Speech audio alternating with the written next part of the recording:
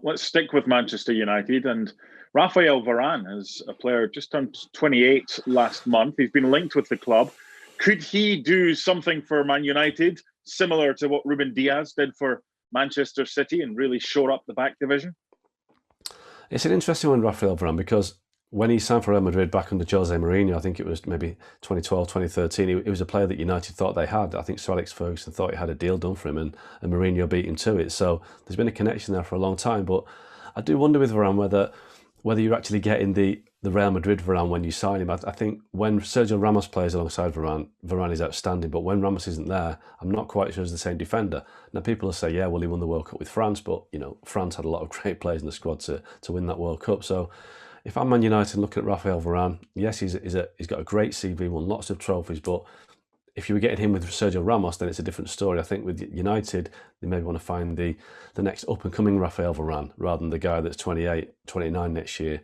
I wouldn't be convinced about Varane. Look at Man City, like you say, Ruben Diaz, early 20s, they've got him for the next 10 years. Raphael Varane, 3 or 4 years, and you've got to find another one. So I'm not sure this is a deal that will happen. I think that his wages will be too high. I'm not sure he's the guy that they want to bring alongside Harry Maguire. I think they'll look for a younger option than Raphael Varane.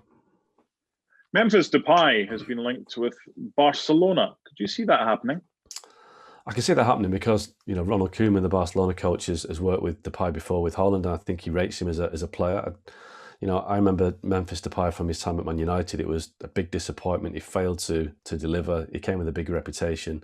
He came with a lot of confidence as well, and he just didn't hit it off. And maybe he was too young at the time, but he's gone to Lyon. He's made himself a big figure in Liga with Lyon. He's had a great time there, but it's still a big step from Lyon to Barcelona. And especially if you're playing with the likes of Antoine Griezmann, Lionel Messi, you've got to be able to cut it at the very highest level. And I'm not sure that Depay has that in him to do it, but I think it'd be a free transfer this summer. I think it'd be obviously make sense for Barcelona in that respect. So I can see it happening because the Ronald Koeman factor, the fact that it wouldn't cost a lot of money, but whether it's actually the solution that Barcelona need, I'm not too sure.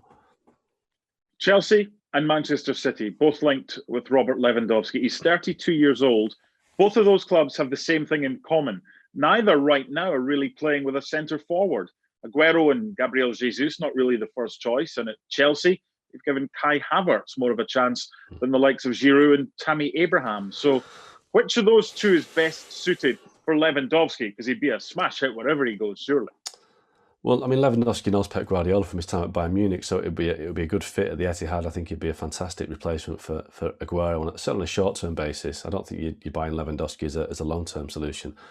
But Chelsea as well, Chelsea, I think they've got probably better attacking options than City right now, but a striker has always been key to their successes over the years. With Didier Drogba, Diego Costa, and I think somebody like Lewandowski would be a perfect fit for that model. But will Bayern Munich sell? Bayern Munich, as we saw this season, when Lewandowski was injured in the Champions League quarter-final against PSG, they lost. He's a big part of their game plan.